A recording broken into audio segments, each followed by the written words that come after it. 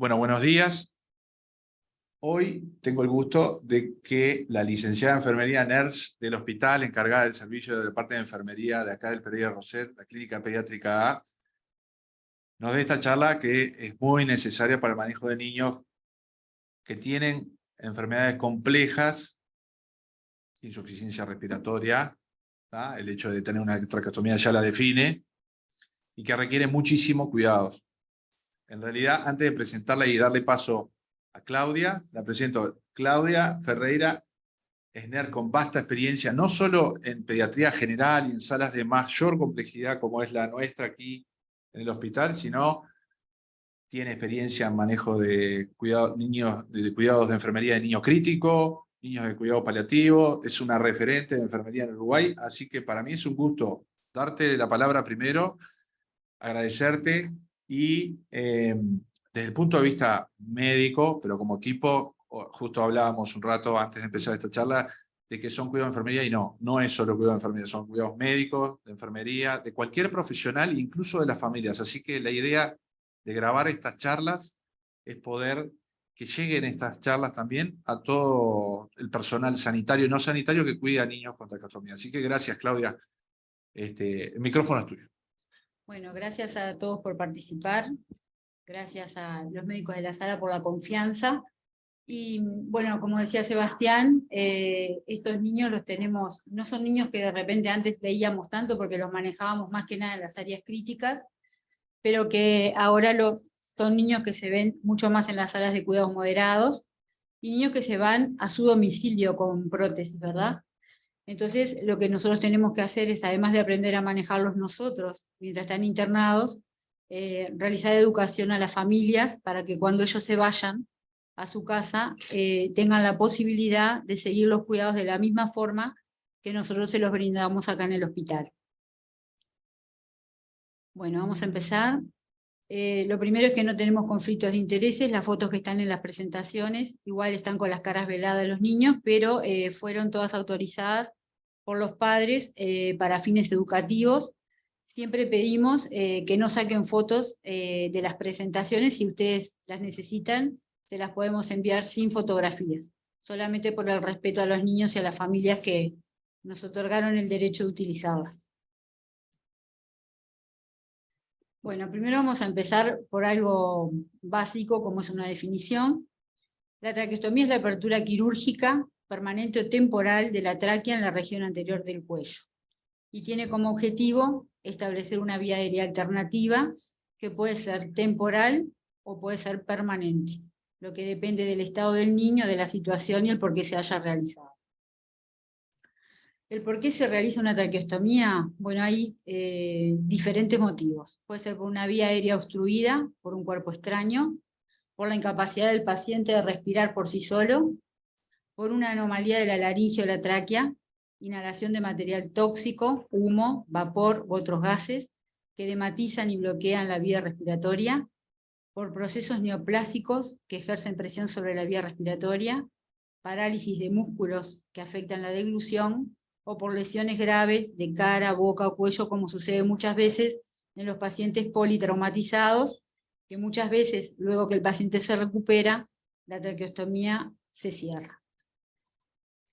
Bueno, la ubicación, acá es simplemente un esquema de dónde va colocada, simplemente a modo explicativo, no sé si Sebastián querés decir, ¿no? Por eso simplemente una foto. Bueno, la cánula traqueal, propiamente dicha, es un tubo. Un agregado, perdón. Sí. Una cosa que es básica, hace poco difundimos lo que son definiciones en manejo de soporte respiratorio. Un niño que tiene una cánula de traqueostomía, perdón, es un niño que está intubado. O sea, es un niño que eventualmente, si pierde o funciona mal esa prótesis, entra en fallo respiratorio automáticamente. En principio uno tiene que pensar eso. Que es algo que muchas veces los médicos, hablo por la parte nuestra, estamos en hospitales, muchas veces como este, que son hospitales grandes, y hay niños por ahí intubados en sala, no en una UCI. Así que como conceptualmente ya el tema de una vía aérea artificial, como es la traqueostomía, hace que ese niño tengamos que tener cuidados especiales y atenciones especiales, digamos. Sí, como dice Sebastián, cuando un niño tiene una traqueostomía es porque se necesita asegurar una vía aérea libre. Por lo tanto, es generalmente por donde el niño respira y nosotros tenemos que tener la seguridad y brindarle la seguridad al niño de que esa vía aérea va a estar libre, ¿verdad? Como decía él, es un paciente potencialmente por la traqueostomía puede estar ventilado, ahora sabemos que se maneja la ventilación no invasiva en sala o en el domicilio, o puede estar ventilando al aire. Pero si está colocada, hay un motivo que es mantener la vía aérea permeable. Bueno, la cánula propiamente dicho es un tubo curvo que se introduce en la luz traqueal por un orificio artificial en su pared anterior. La función es lo que hablábamos recién, impide el cierre del orificio de traqueostoma, facilita la extracción de secreciones y permite el pasaje del aire hacia los pulmones. El tamaño de la cánula corresponde con su diámetro interno según la normativa internacional. Por ejemplo, una cánula número 4, el diámetro interno de la cánula es de 4 milímetros, y así sucesivamente. Utilizar siempre el mismo diámetro que tiene el paciente colocado desde el inicio. Los riesgos de usar un diámetro mayor es provocar una hemorragia o una falsa ruta, y el riesgo de usar un diámetro menor es que el paciente instale dificultad respiratoria por una menor entrada de aire y una mayor posibilidad de obstrucción por secreciones. Si nosotros tenemos un paciente que va a venir, generalmente vienen desde CTI, la mayoría de las veces, que son los que tenemos que tener más precaución, ¿verdad? Que vienen de cuidado intensivo, con una cánula recién colocada, tenemos que tener siempre bien claro, contar con una cánula del mismo tamaño y una más chica, nunca jamás poner una mayor, en el caso de que el paciente se decanule, lo mismo que si se coloca una chica porque en ese momento no se pudo recanular con la cánula que el paciente tiene colocada, inmediatamente hay que comunicarse con los otorrinos para que vengan a ver por qué no se pudo recolocar la cánula que el paciente tenía colocada. Esto igual lo voy a hablar un poquito más adelante, pero es más que nada para saber la importancia del tamaño, del diámetro de la cánula que tiene que tener colocada el paciente y respetar la que tiene colocada desde un inicio. Tenemos dos tipos de cánula, tenemos más, pero en realidad nosotros vamos a ver dos tipos de cánula, que es la cánula con manguito, que es la cánula con balón de baja presión, que se insufla una vez que la cánula está posicionada en la tráquea, que tiene el mismo dispositivo, no sé si alguien conoce las ondas endotraqueales, el manguito es igual al que tiene colocada la sonda, se mantienen un mínimo tiempo posible, y la única entrada de aire a la vía aérea cuando el paciente tiene colocado este tipo de cánula es a través de ella, y solo se usa en el medio hospitalario. No hay ningún paciente que se vaya con una cánula con manguito a domicilio. Las indicaciones son los pacientes que están en asistencia respiratoria mecánica, justamente para que no haya fuga cuando el paciente está ventilado, el paciente con sangrado digestivo superior para proteger la vía aérea, y es la primer cánula que se coloca cuando se hace una traqueostomía percutánea. Bueno, acá está la foto, que si ven el dispositivo es igual al que tiene colocada la sonda endotraqueal, que es lo que nos da la seguridad cuando una traqueostomía está recién realizada, de que esa cánula no se va a salir, más que nada por los riesgos que corre el paciente si se decanula en las primeras horas de haber sido hecha la traqueostomía. Un paciente que se decanula en las primeras horas tiene riesgo vital, porque tiene que venir sí o sí el otorrino a colocar esa cánula, porque el trayecto de la cánula todavía no está formado. Nosotros al intentar recolocarla podemos hacer una falsa ruta, y esto puede traer graves consecuencias para el paciente. Bueno, las partes que tiene la guía para insuflar, que ahí se ve, el balón, el orificio para el sujetador y el número de cánula que está puesta en la aleta. El balón, si alguien conoce lo que es una sonda endotraqueal, cuando se insufla, siempre tenemos que tener en cuenta que la podamos apretar y que vuelva a su lugar. No podemos tener un balón insuflado en su máxima potencia, porque lo que hacemos es que eso esté lesionando toda la zona circundante donde está colocado el balón, ¿verdad? Y otra cosa, un agregado del ambiente de UCI, como decía Claudia, por lo general los niños que están fuera de UCI están sin manguito, que ahora vamos a ver, pero los que tienen manguito, cuff, balón, como se le quiera decir, hay que medirle con manómetro, por lo menos en cada turno de enfermería, porque también los balones pueden generar lesiones isquémicas de la mucosa traqueal. Como decía Claudia, un cantar es la primera semana de realizada, que es más un manejo de cuidados intensivos, pero la mayoría de nosotros vamos a estar en contacto con niños con traqueostomía fuera de esa primera semana, con la fístula hecha, pero le caben las mismas recomendaciones de un niño si tiene dificultad respiratoria o tiene obstruida la vía aérea, en este caso es inferior, pero en realidad funciona la misma, la RCP, hay que considerar el ABC, la rendición es la misma, sabiendo que el A puede uno solucionarlo desobstruyendo la cánula, recolocándola, pero la permeabilidad de la cánula es la vía aérea del niño en el momento. Por este motivo que decía Sebastián es que nosotros en los pisos de cuidados moderados difícilmente veamos un paciente con una cánula con manguito. Principalmente porque no tenemos cómo medir la presión, entonces por eso cuando el paciente sale de cuidados intensivos, ya sale con la cánula convencional, que es la que vamos a manejar nosotros, y la que va a manejar el familiar si es que el paciente se va traqueostomizado a domicilio. Esta es la cánula convencional, que es la más segura en un caso de obstrucción, que el paciente puede estar en sala común, como hablábamos, en domicilio, y que permite el paso de aire entre la pared y la tráquea.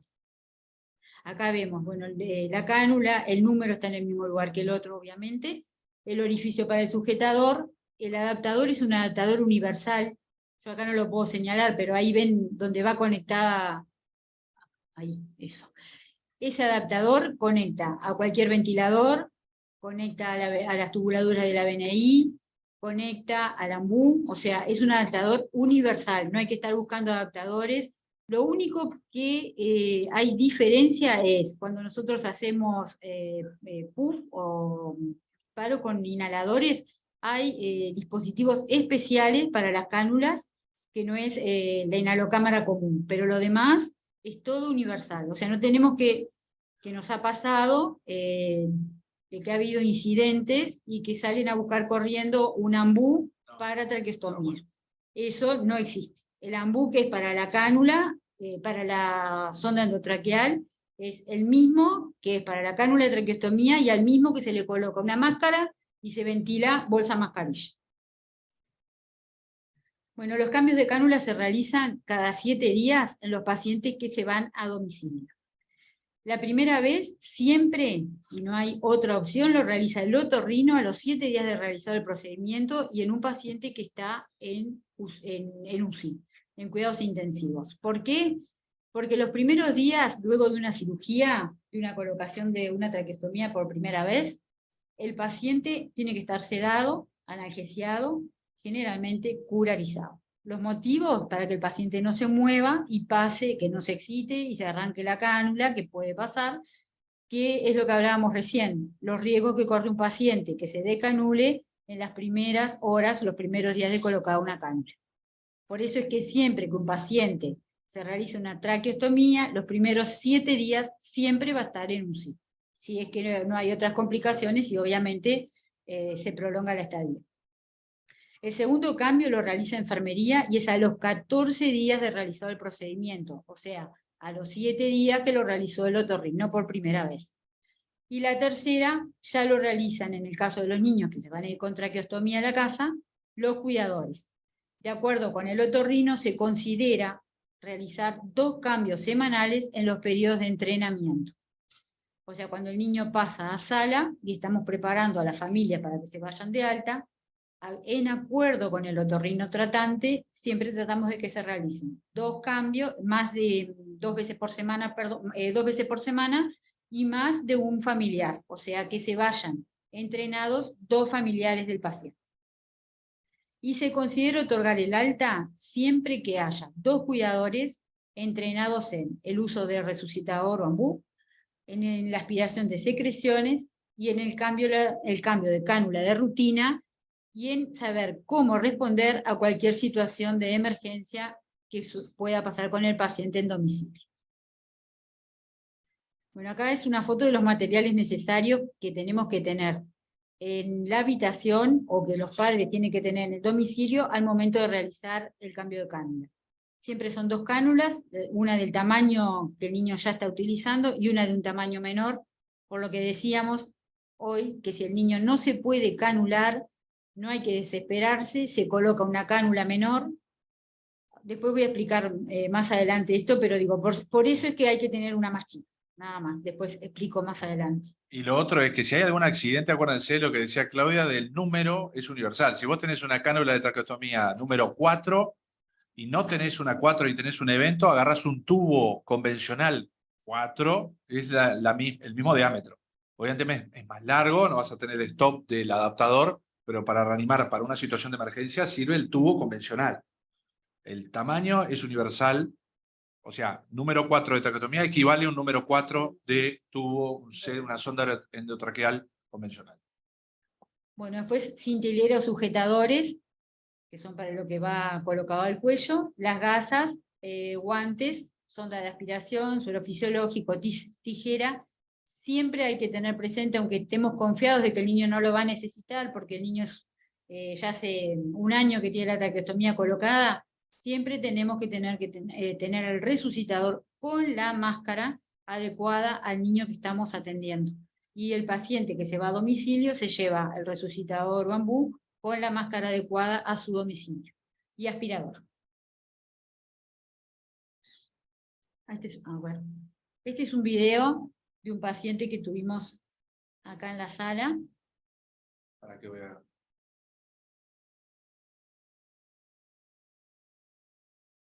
En realidad es un paciente que, para aprender, es un paciente ideal, porque es un paciente que colaboraba, un niño grande, que sabía que lo estábamos filmando y que él colaboró muchísimo en el procedimiento. Es un niño que ya al día de hoy no tiene más la cánula, fue, como hablamos hoy, por un evento especial que la tuvo y después se retiró. Ahí vemos un ostoma perfecto, en realidad. Muchas veces no vemos este tipo de ostoma tan perfecto y a veces es más difícil la canulación. Lo que hacemos es retirar la cánula siempre en forma curva. Ustedes van a ver cuando tengan las cánulas en la mano, que las cánulas tienen una forma curva. No podemos sacar nunca en forma recta porque podemos lesionar la trayectoria. Siempre tenemos que sacarlo en la misma forma que tiene el tubo de la cánula. Bueno, está de más decir que antes de todo esto hablamos con el paciente, hablamos con la familia, le explicamos lo que vamos a hacer. En este caso es un niño grande que entendía, que hablaba y se comunicaba, y que no había ningún problema. Le explicamos lo que íbamos a hacer, cómo se tenía que colocar, y se quedó sumamente tranquilo. Por eso digo que es un paciente ideal como para aprender.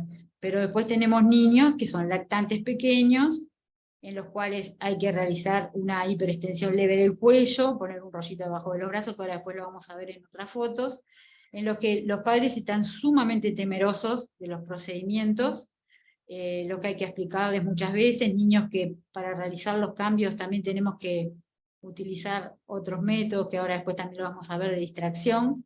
En este caso, acá lo hicimos nosotros para filmar el video, pero ya este procedimiento lo hacían los padres sin ningún problema. En este caso, como tenía enrojecida la zona, el otorrino había indicado Mupax, pero no, si no tienen nada, no se coloca nada más que la gasa, para proteger, que la gasa en realidad es para proteger de las aletas de la cánula que no lesionen. Ahí ven que se coloca de forma lateral y hacia abajo. Vieron que no hubo ningún problema para introducirlo. Ahí se coloca, ven que cómo está puesta la gasa, que se hace una gasa fenestrada. Yo trato de acostumbrar a los papás siempre que cuando la colocan, ya lo coloquen con la gasa puesta, para después... Esa parte de... Sí, para evitar la manipulación después que está colocada ya y molestar al niño, porque en realidad hay que estar retirando y moviendo la cánula, que resulta molesto. Siempre va de costado y hacia abajo, de forma lateral y hacia abajo.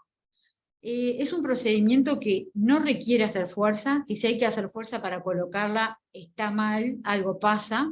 Entonces lo que hay que hacer es colocar, como decíamos hoy, una más chica y consultar enseguida al otorrino.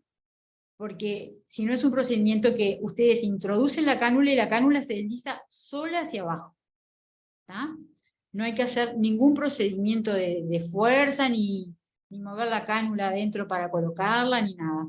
En el caso que eso suceda, bueno, se le avisa a los médicos de la sala y ellos van a llamar al otorrino, obviamente, porque algo está pasando.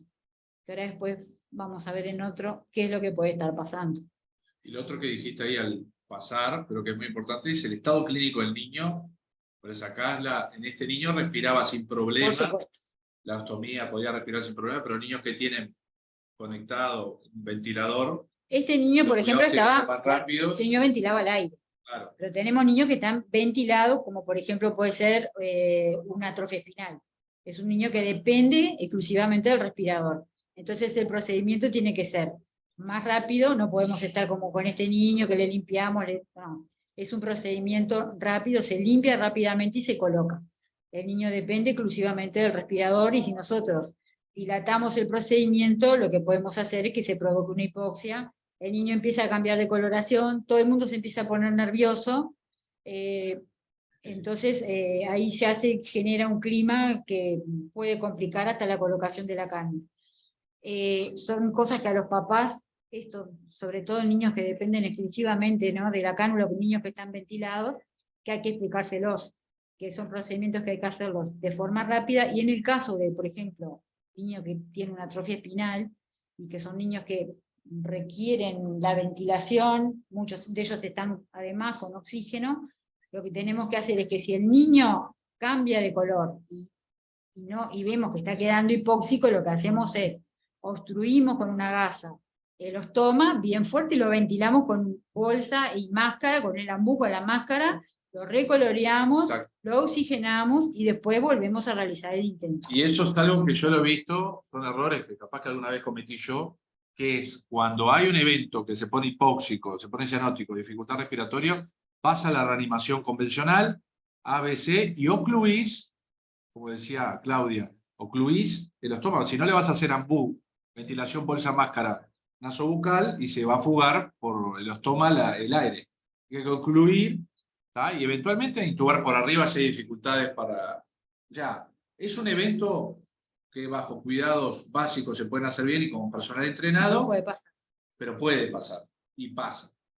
Y otra cosa que digo, puede sonar chistoso o que no tendría que pasar, pero ha pasado, es que quieran ventilar el paciente con la máscara por el estómago. Nunca se va a poder ventilar un paciente con la máscara por la ostomía, porque va a fugar obviamente por todos lados. Lo que hay que hacer es ocluir esa vía respiratoria que tiene ahí y ventilarlo como un paciente que no tuviera la tráqueo, que no tuviera nada, ¿verdad? Y como decía Sebastián, en el caso de que no se pueda canular, bueno, los médicos ahí van a manejar otras técnicas que puede ser probablemente la intubación convencional. Siempre tenemos que tener en cuenta que este paciente está intubado de otra manera, pero que es un paciente que tiene un tubo en la vía aérea, rápidamente hay que reinstalárselo. Bueno, esas son técnicas de distracción que hablábamos recién de pacientes más pequeños, que son pacientes que son complejos, que lleva tiempo la educación y que tenemos niños que no tenían ninguna enfermedad y que de golpe se encuentran con un dispositivo colocado y los padres con un niño diferente al que ellos trajeron. Entonces acá tenemos que tener mucha paciencia con el niño y con la familia y trabajar en conjunto. Estos casos son niños. Acá tenemos a la izquierda un niño que tenía un tumor, un niño sano que de golpe se descubrió que tenía un tumor y por ese evento tuvo que colocarle una traqueostomía. Este niño fue sumamente complejo de podérsela cambiar, los padres muy temerosos y el niño más aún.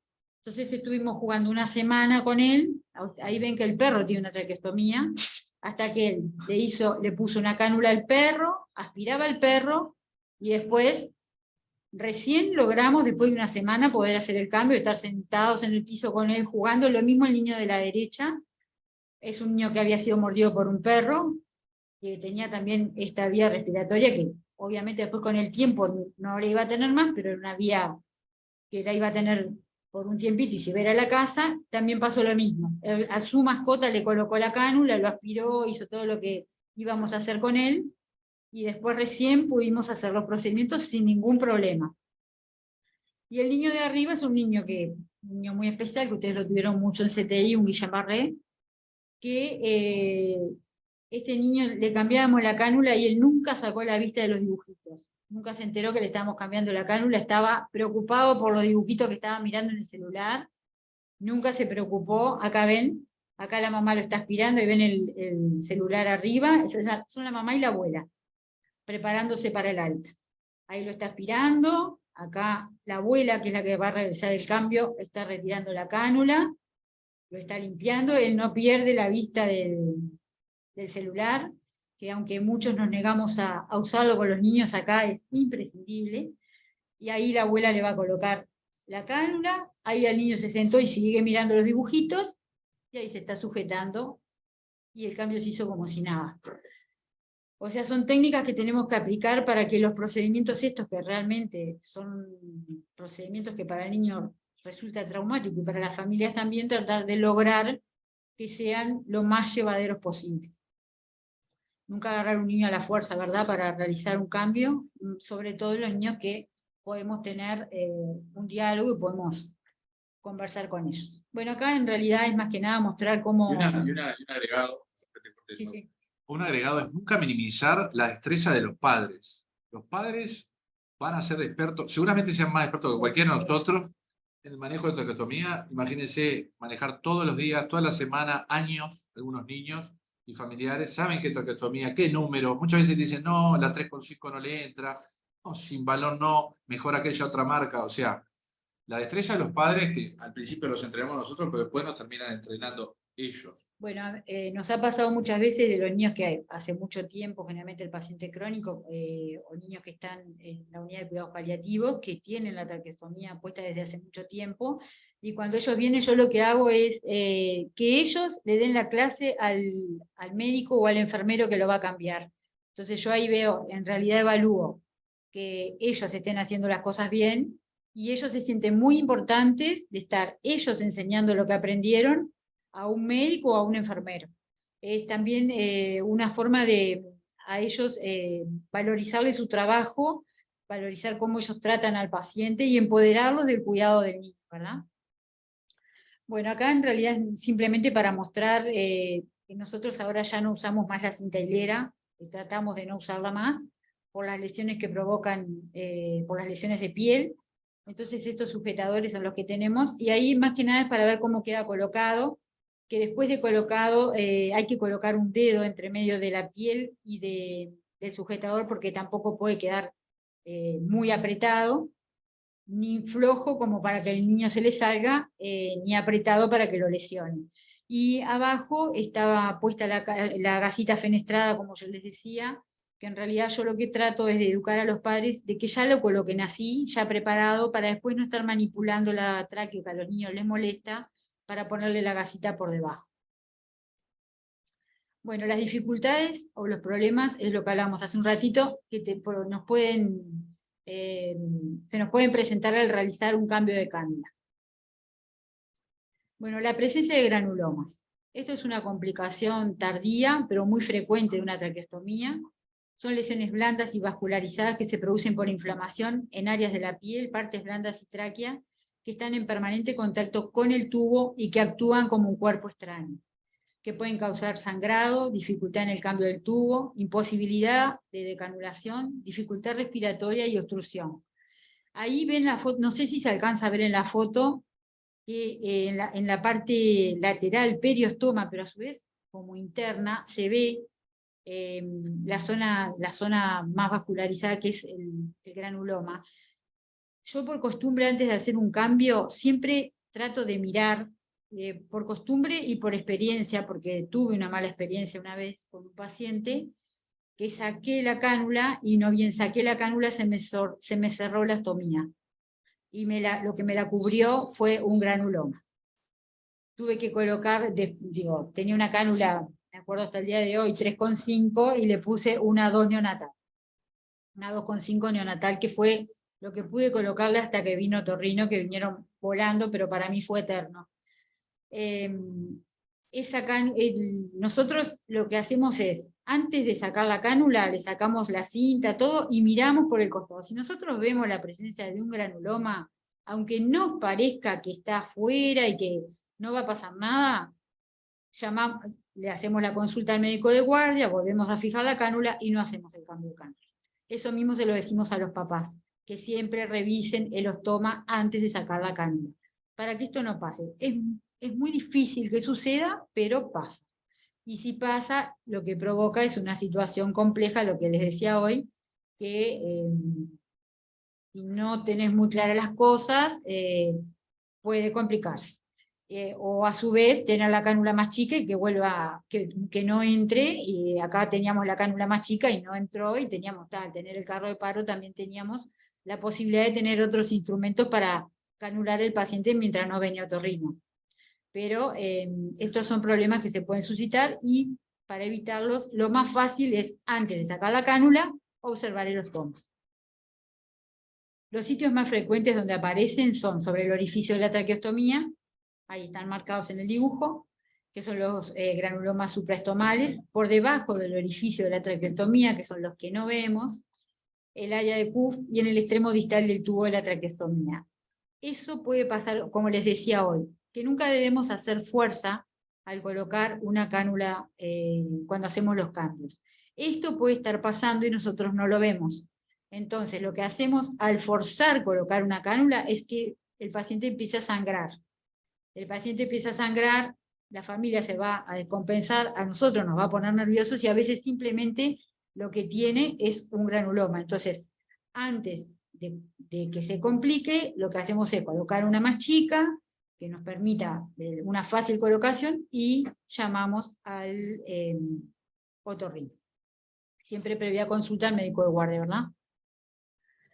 Bueno, la obstrucción de la cánula es una complicación temprana más común de una traqueostomía en un paciente pediátrico, y la causa más común es la presencia de secreciones o coágulos de sangre en la cánula, generalmente en las traqueostomías recién colocadas. La aspiración, la humidificación y la limpieza de la cánula evita la obstrucción del tubo. Con una cánula parcialmente obstruida, el paciente puede presentar inquietud, taquicardia, esfuerzo respiratorio y desaturación. Cuando nosotros vemos un paciente que a simple vista no tendría por qué tener nada de esto, lo primero que tenemos que ver es revisar cómo está esa vía aérea, el aparato y cómo está la vía aérea. Si nosotros tenemos un paciente que está estable, que no tiene por qué instalar ninguno de estos síntomas, y de golpe empieza con inquietud, con un esfuerzo respiratorio, lo primero que tenemos que hacer es que el aparato esté bien, mirar el aparato, si es que el paciente está conectado a un ventilador o a una BNI, y después mirar que esa cánula no esté obstruida. Es lo primero. En el caso de que nosotros intentemos desobstruir la cánula y no podamos, lo que se hace es realizar un cambio.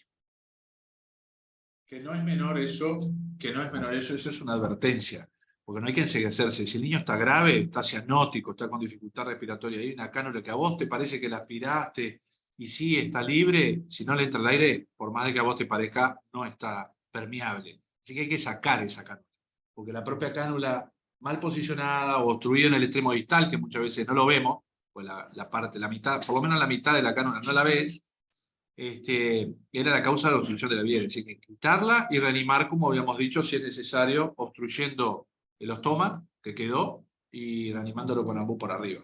Digo porque esto es ABC de la reanimación, que cambia con el niño que tiene traqueostomía. Lo que hablábamos hoy, que en realidad lo voy a repetir, es que en el paciente con una traqueostomía recién hecha no se debe retirar la cánula, excepto que haya, obviamente, como decía Sebastián, un riesgo de vida inminente, ¿verdad? Porque si el paciente está cianótico y no tenemos forma, hicimos todo y no tenemos forma de mejorar la situación del paciente, obviamente que esa cánula se va a retirar. Pero siempre en la cánula recién colocada hay que evitarlo en lo posible. Si hay un bloqueo importante, debe fluidificarse con solución salina las secreciones, realizar la aspiración. Y si la cánula tiene más de 7 días de realizada y vemos que persiste Muchas veces la cánula no está totalmente tapada, pero va realizando alrededor, en la parte interna del tubo, se va juntando secreciones y lo que hace es, no está totalmente, a nosotros nos va a pasar la sonda, vamos a poder aspirar, pero están todas las secreciones pegadas y la luz de esa cánula es más chica. Entonces, cuando la retiramos, recién nos damos cuenta por qué el paciente estaba inquieto, había empezado con funcional, y a nosotros pasábamos la sonda y la sonda nos pasaba. Y la realidad es que la luz de ese tubo era menor simplemente porque tenía secreciones pegadas alrededor. Y la única forma de mejorarlo al paciente es retirarle colocando otro.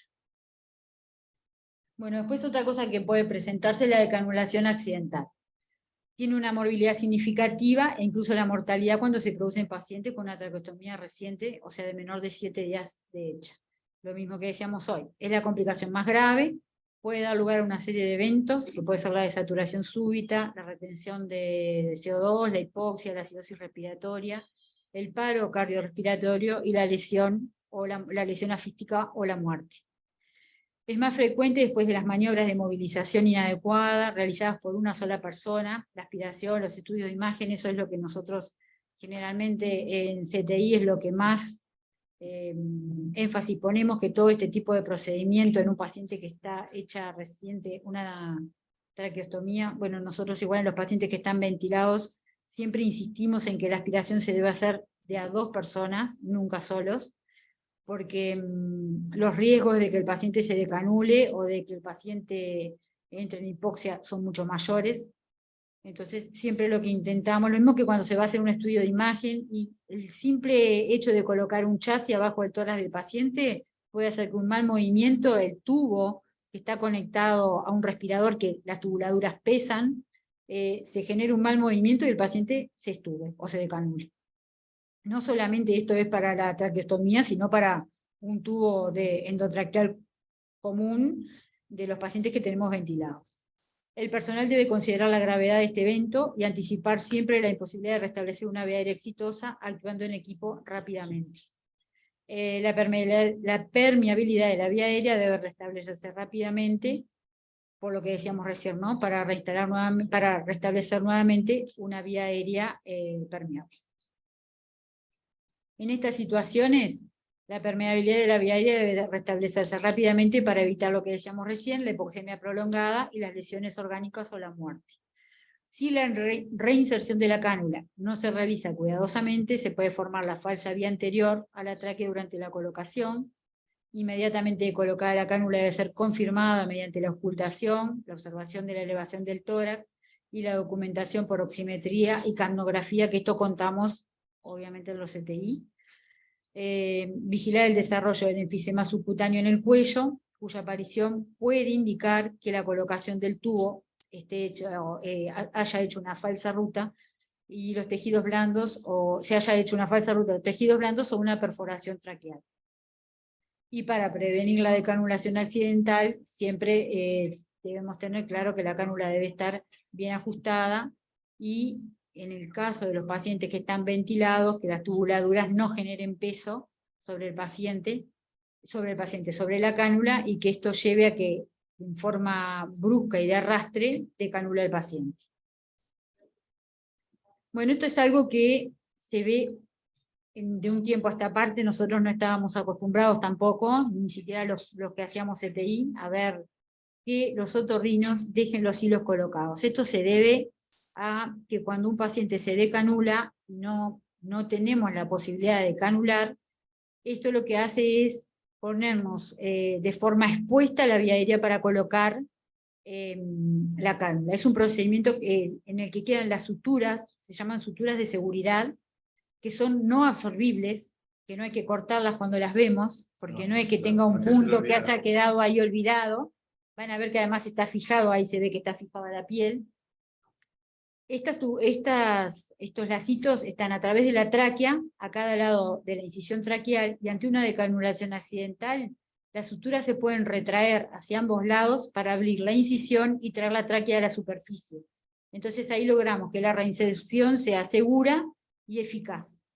Las suturas o las riendas de seguridad adecuadamente colocadas son la mejor forma de prevenir una falsa ruta. Esto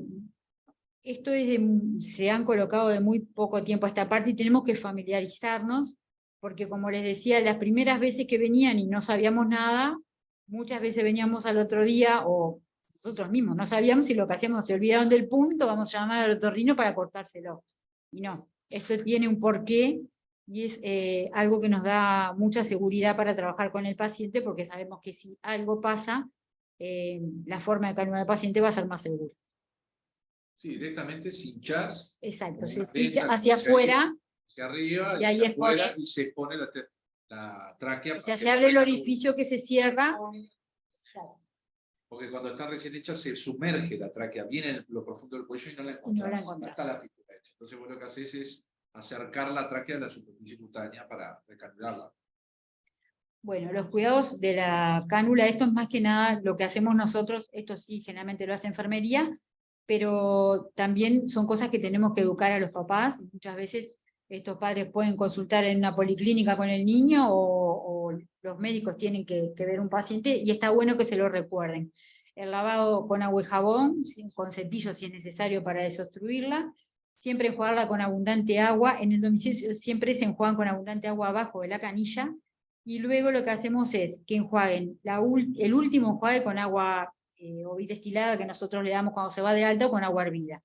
Se deja escurrir sobre una superficie limpia, se seca, se envuelve en una gasa estéril y se guarda. La cánula de traqueostomía no es que se coloque y se tira. Lo que se realiza en CTI muchas veces no es lo mismo que nosotros después realizamos en piso. En el CTI la cánula del paciente se saca, se lava, se manda a esterilizar. Es diferente a lo que nosotros después vemos en el sector de cuidados moderados, donde el paciente es el paso previo al alta. En su domicilio el paciente va a lavar la cánula, la va a guardar envuelta en una gasa limpia, y es la que se va a colocar. Solamente las cánulas se descartan cuando vemos que están deterioradas. Si no, esa cánula se sigue utilizando. Siempre los papás se llevan obviamente más de una, ¿verdad? Más de una del tamaño que usan y una del tamaño menor, como decíamos hoy. Bueno, siempre tenemos que controlar en un paciente que está con traqueostomía el aumento del funcional respiratorio, las características de las secreciones, la piel del periostoma y el cuello, la presencia de sangrado, estenosis o granulomas, las lesiones por apoyo, la micosis en el cuello, el estado de la gasa del periostoma, que eso nos puede hablar de las secreciones del paciente. Son pacientes que muchas veces están colonizados por determinados gérmenes, y la secreción que queda en la gasa muchas veces nos habla de eso, y las condiciones de sujetado. Lo que ven arriba es un paciente que tenía colocada una cinta hilera y le provocó esa lesión en el cuello. Por eso es que además de la cánula tenemos que ver la piel del cuello del paciente. Bueno, la aspiración de secreciones es la extracción de las secreciones mediante la introducción de una sonda de aspiración a través de la cánula con el fin de mantener la permeabilidad de la vía aérea. Este es el paciente que hablábamos recién que está aspirando a su mascota. Bueno, ¿cuándo debemos realizar la aspiración? Cuando el paciente presenta dificultad para respirar, cuando tiene un cambio de coloración, puede ser pálido o con cianosis, sudoración o inquietud, o sospecha de obstrucción de la vía de la cánula. Observar siempre el cambio de características de las secreciones de la cánula y del periostoma. Esto también se lo enseñamos a los papás, porque ante un cambio de la característica de las secreciones o del ostoma, ellos deben consultar al médico tratante o consultar en el hospital. Bueno, estos son los materiales, que en realidad más que nada es lo que tenemos que saber, que tenemos que contar cuando contamos un paciente que está con una traqueostomía, pero en realidad es lo que contamos en todos los servicios, porque generalmente ahora tenemos aspiración central prácticamente en todos los sectores de internación, ¿verdad? Una aspiradora adecuada, oxígeno. Muchas veces decimos el paciente ventila al aire, pero puede pasar algo que el paciente deje ventilar al aire y la fuente de oxígeno tiene que estar. Sondas, suero fisiológico, jeringa, agua destilada, Durante el procedimiento el niño tiene que estar semisentado, lavarnos las manos, introducir la sonda siempre sin aspirar para no lesionar las mucosas, retirar aspirando con un suave movimiento de rotación, con un tiempo de aspiración que no sea mayor a los 10 segundos, instilar solamente si es necesario y lavar la sonda con agua estéril. En el caso de los pacientes que se van a domicilio, los pacientes se llevan para el domicilio una sonda por día. Nosotros, generalmente el equipo de cuidados paliativos, que es el que entrega los materiales en los pacientes crónicos, ¿verdad? Los materiales para el alta se le entregan 30 sondas, generalmente 5 o 6 más, porque puede ser que alguna tengan que descartarla, porque les enseñamos que si la sonda se obstruye o las secreciones son muy purulentas o muy sanguinolentas, esa sonda se descarta, pero si no, el niño utiliza una sonda por día. También a diferencia de lo que hacemos en el hospital, los niños no se aspiran con guante estéril, se aspiran con guante limpio o los padres solamente con lavado de manos. No tenemos niños, está verificado que no hay niños que tengan infecciones intrahospitalarias por el manejo de la aspiración.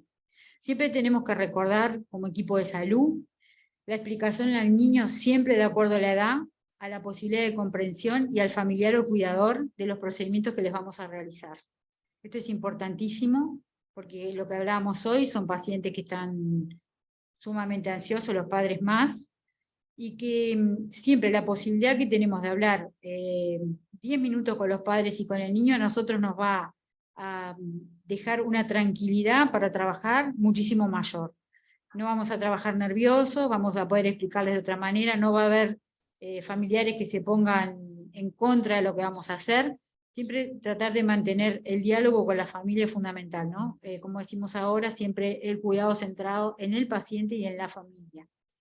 Entrenar en el manejo, los cuidados y las correctas técnicas de los procedimientos que se realizan en el domicilio, la entrega de folletos educativos y materiales necesarios para el manejo en domicilio antes del traslado, y en pacientes del interior, esto también lo maneja, bueno, puede haber pacientes que estén dentro de la unidad de cuidados paliativos o pacientes que sean dependientes solamente de la sala, y siempre hay que tener en cuenta la comunicación con el equipo que lo va a recibir al paciente y que sepa lo que va a necesitar, ¿verdad? El paciente de acá generalmente cuando se va de alta, generalmente no, cuando se va de alta, se llevan los materiales para un mes de atención en su domicilio, pero el equipo que lo recibe tiene que saber que en un mes ellos van a tener que hacerse cargo, la unidad ejecutora va a tener que hacerse cargo de los materiales que este niño va a manejar al lugar donde sea dirigido, ¿verdad?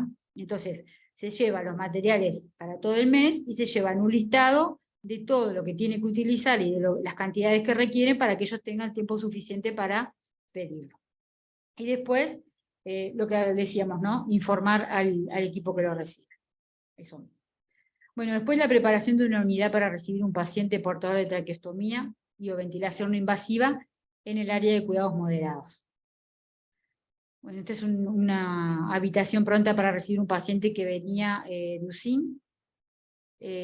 Todos los sistemas de seguridad que tenemos que tener claro, cama con barandas, el suncho para sujetar al paciente. Después acá tenemos más de cerca el aspirador, la fuente de oxígeno. Las hojas que ven ahí atrás son una donde dice la fecha, hora, quién realiza los cambios de traqueostomía, el número que usa de cánula el paciente, cuándo se realizó el procedimiento, y en la otra hoja es el listado de materiales que tiene que estar presente en la habitación que este paciente va a utilizar. Y ahí al lado tenemos, este paciente tenía ventilación no invasiva, ya está pronto, con los parámetros colocados, atrás los folletos educativos, las ondas de aspiración adecuadas, guantes, bueno, todo el material que hablábamos recién que se requiere. Bueno, acá son los diferentes tipos de ambú o bolsa o resucitador, con la máscara adecuada para cada paciente. En este caso tenemos un pediátrico y uno pediátrico y uno de adulto. Generalmente acá nosotros no utilizamos el ambú neonatal porque no tenemos niños tan pequeños. Bueno, esta es la máscara que se usa para un paciente con traqueostomía que está con oxígeno. No es la máscara común, la máscara de flujo libre común. Cuando nosotros sabemos que vamos a tener un paciente que está con oxígeno, ventilando espontáneo, pero con oxígeno, por una cánula de traqueostomía, tenemos que conseguir este tipo de dispositivo, porque una cánula, una máscara de flujo libre común, no se adapta y lo que va a recibir de oxígeno no es lo que el paciente requiere. Este es un dispositivo que es para realizar los PUF, que se conecta, esto más que nada es para los pacientes ventilados, o para los pacientes, como hablábamos hoy, que son muy dependientes de la ventilación, como puede ser un paciente con una atrofia espinal.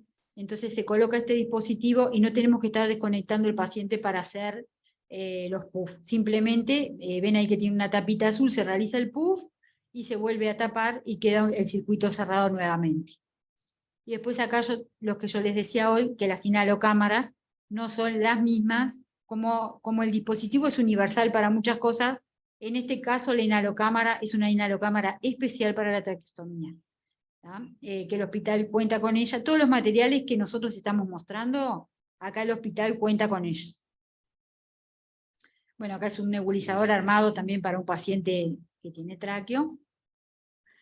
Las tomas de muestras en los pacientes con traqueostomía que están cursando infección respiratoria, lo que nosotros realizamos es el aspirar nasofaringeo, que ahora en este tiempo COVID lo que se hace es un multiplex o un aspirado ampliado. Después el cultivo de secreciones y el hisopado para COVID-19, que esto se hizo en el último tiempo, ¿verdad? Bueno, acá tenemos, de este sector, hay muchos pacientes que se van al interior, en ambulancia con traqueostomía. Acá los responsables de que el paciente llegue en óptimas condiciones somos nosotros, o sea, el equipo de salud.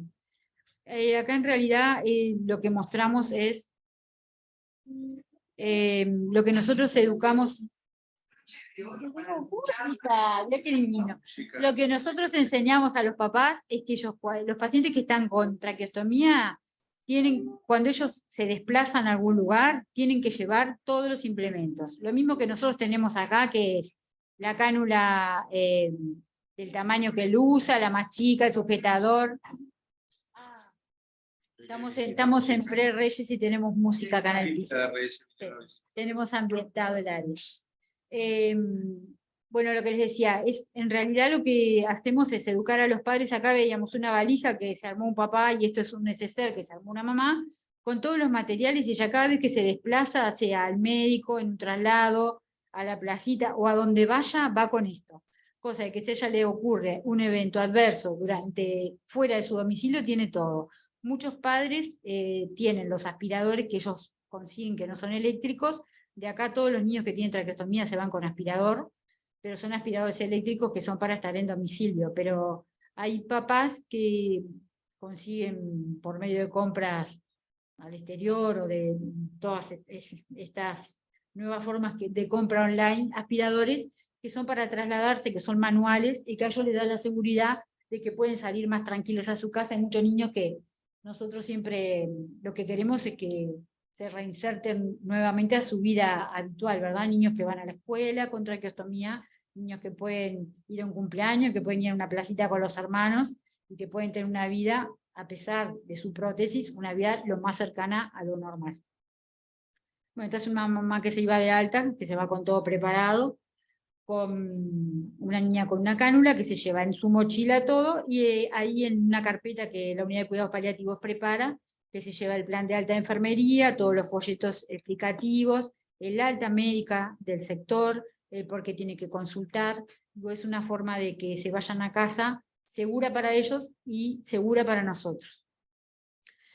Bueno, cuando el paciente se va en ambulancia, se debe asegurar la cadena asistencial y proveer de manera segura y eficiente la asistencia que el paciente requiera hasta el lugar de destino. Para la realización de un traslado adecuado es necesario contar con el personal entrenado y el equipamiento que requiere el paciente para su traslado. Hay una publicación sobre traslado sanitario de niños portadores de traqueostomía con condiciones de salud que amenazan o limitan sus vidas, que está publicada.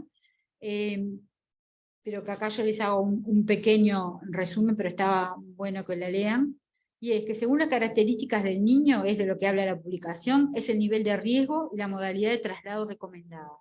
Un niño con un riesgo bajo es un niño mayor de 1 año, con una traqueostomía de más de 1 mes de colocada, que está ventilando el aire, sin infección respiratoria, sin hipotonía ni otra característica anatómica que aumente el riesgo, y en niños o adolescentes sin comorbilidades.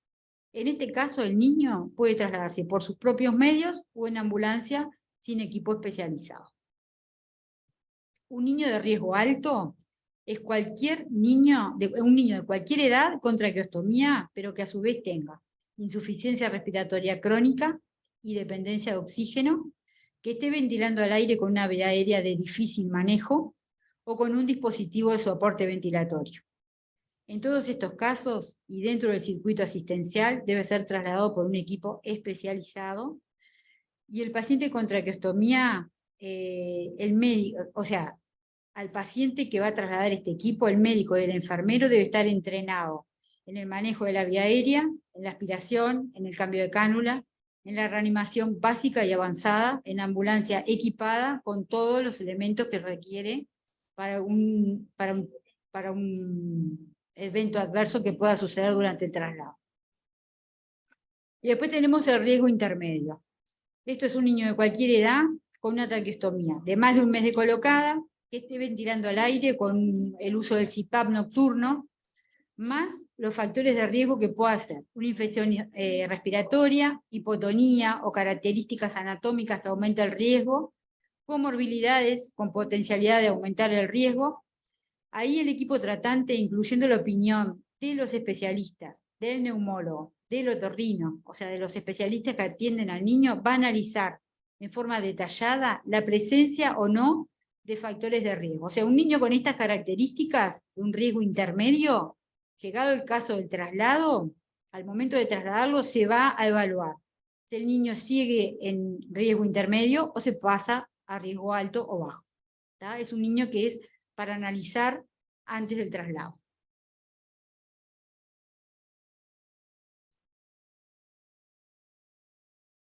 Bueno, los recursos humanos o materiales que debemos contar cuando tenemos un paciente que vamos a trasladar y que nosotros tenemos que asegurarnos cuando viene la ambulancia. Muchas veces vienen ambulancias del interior que a nosotros, cuando viene, sube una persona sola y tenemos la obligación, el que va a entregar el paciente, de preguntar, ¿viniste solo? ¿Tenés aspiración? ¿Tenés ondas? ¿Sabés cambiar una cánula? Hay muchas veces que en el interior no se cuenta con, en la realidad, muchos lugares que no se cuenta con ambulancias especializadas, y nos ha pasado que han venido ambulancias que no son especializadas a buscar pacientes que para nosotros requieren otros cuidados. Nosotros estamos en el derecho y en la obligación de, cuando nos pasa esto, en el caso de enfermería, y somos nosotros los que vamos a entregar al paciente, o si están los médicos presentes, de consultar al médico que está en la sala, que está de guardia, de cómo se va a ir el paciente y qué hacemos. Si podemos rechazar, si rechazamos el ingreso, que ha sucedido, o si el paciente se va igual. Siempre tenemos que estar seguros de que el personal está capacitado y entrenado, que sea capaz de realizar los siguientes procedimientos con técnica adecuada y minimizando los riesgos para el paciente: el uso de ambú, el cambio de cánula y la aspiración de secreciones. Nosotros a veces simplemente con preguntar, ¿tenés aspiración central? ¿Tenés enchufe en la ambulancia? Con eso ya nos damos cuenta si la ambulancia es la adecuada para trasladar al paciente que nosotros queremos que llegue al centro de referencia donde va a ser trasladado o a su domicilio en condiciones óptimas. Tiene que tener equipado con cánula de traqueostomía igual y menor, sujetadores, resucitadores, máscaras adecuadas, fuente de oxígeno, saturómetro, sistema de aspiración, sistemas de sujeción y conexión a energía de 220. Más que nada por si van con ventilación no invasiva. Que sabemos que estos aparatos tienen una batería interna que nos da, si no está enchufado, de 4 a 6 horas de funcionamiento. Generalmente los pacientes se van también con una batería externa que les da 4 a 6 horas más, pero nosotros tenemos que tener la seguridad que la ambulancia tiene una conexión a energía para llevar ese aparato conectado. Muchas veces también los enfermeros que vienen no saben manejarlo, pero los papás están tan entrenados en el manejo del paciente que muchas veces también eso se evalúa, ¿verdad? Por eso es que nosotros queremos que el paciente que se va de acá, tener la seguridad que se va con todo lo que necesita a mano.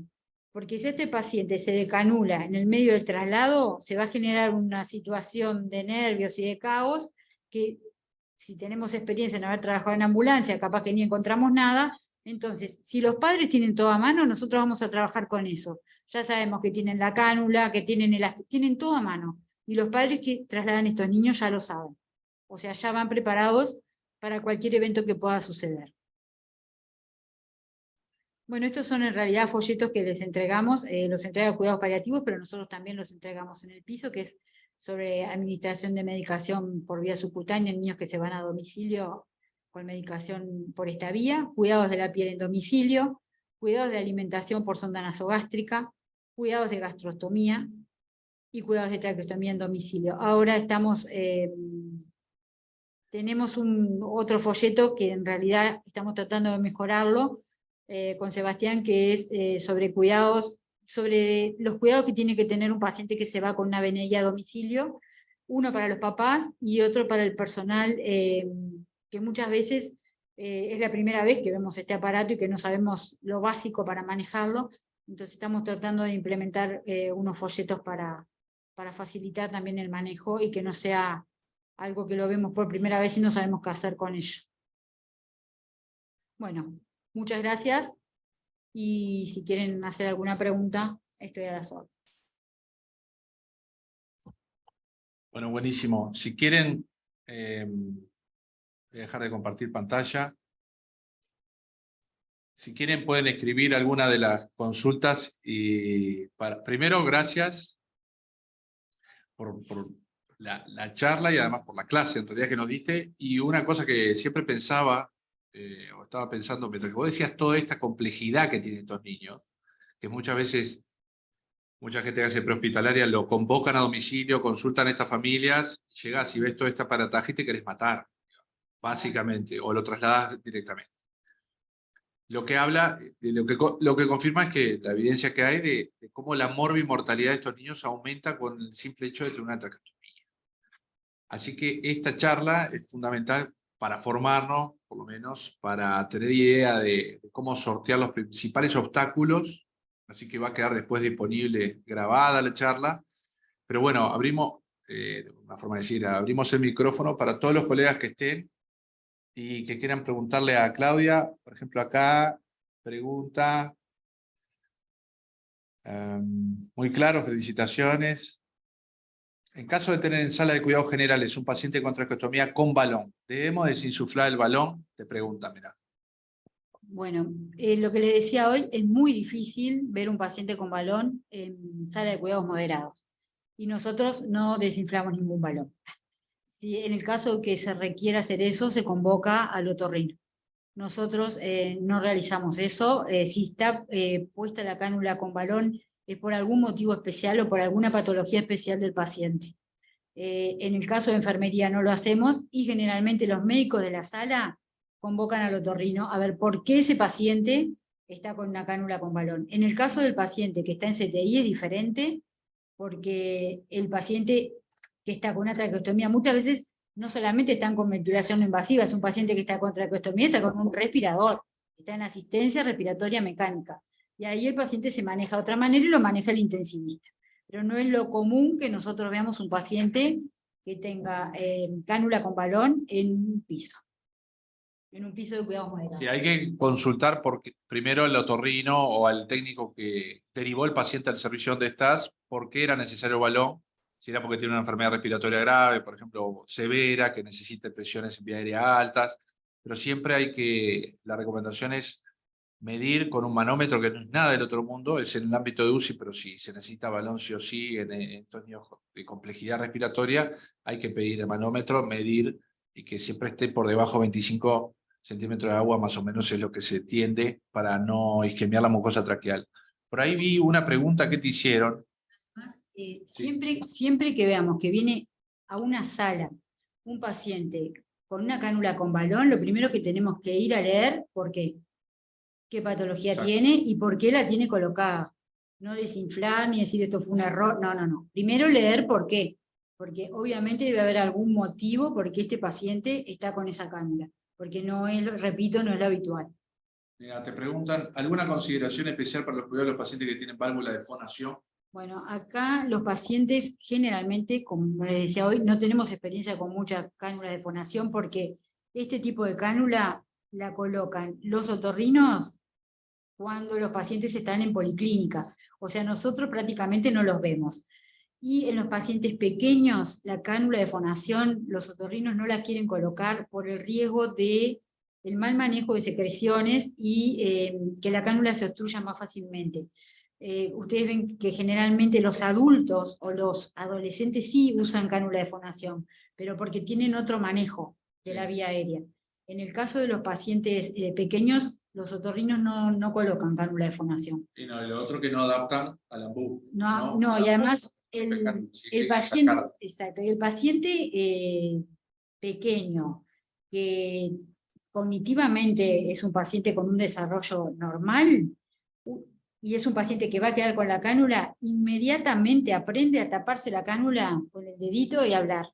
Es instintivo. Ellos enseguida descubren que pueden taparse la cánula y hablan. Generalmente nosotros acá no lo vemos, la cánula fonatoria.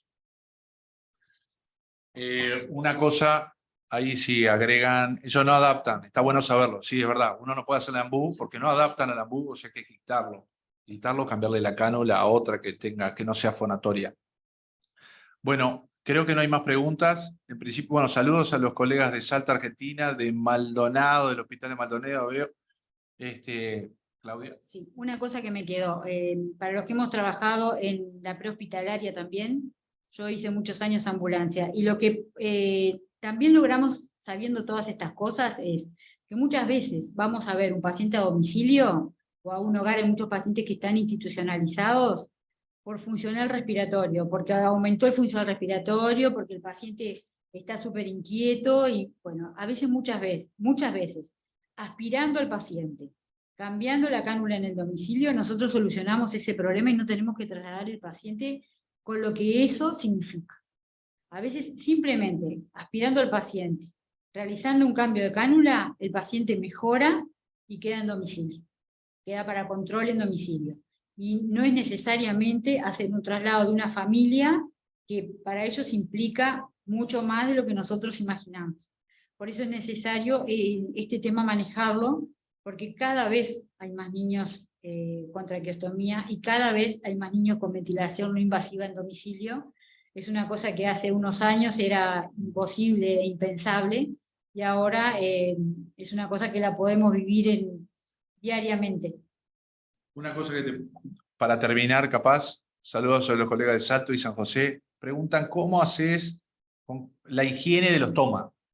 Con suerito o con suerito fisiológico o con agua, si lo toma está perfecto, con agua destilada, agua hervida, agua, lo que sí no hay que usar son jabones, ni nada irritable, ni las toallitas que usan para limpiarse la cara, ni para limpiarle la cola al bebé, eso tampoco, nunca pasarle eso en la piel, ¿tá? Agua y nada más. Y si hay algo que ven raro en los tomas, secreciones que no son normales, que está o edematizado, o enrojecido, o hay alguna zona que tenga alguna erosión, ahí hay que consultar. Bueno, creo que se evacuaron las dudas principales. Gracias, Claudia, por el rato. Gracias a los que estuvieron presentes. Fundamental el equipo de enfermería y recordar siempre la complejidad de estos niños. Y cuando uno le da el alta a un niño con traqueostomía a una familia, hay que prepararle, cerciorarse, que sean más días de hospitales, son días ganados sin complicaciones, en disminuir la tasa de complicaciones y confianza de la familia. También saludos desde Chile, mira, mi colega Patricio Arneda, desde Chile, también está conectado. Así que saludos, Patricio. Bueno, nos vemos y hasta la próxima clase. Muchas gracias. Saludos para todos. Muchas gracias.